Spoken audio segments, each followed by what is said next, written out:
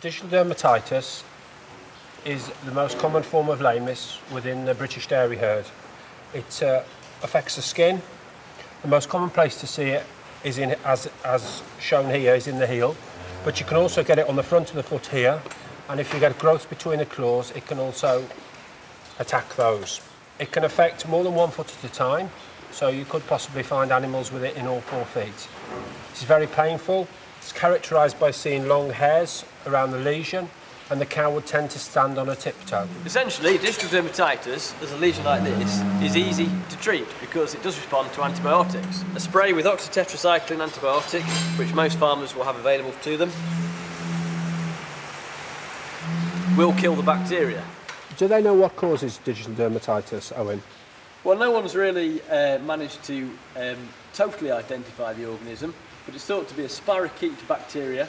It's found in slurry, it's contagious, so it spreads from cow to cow.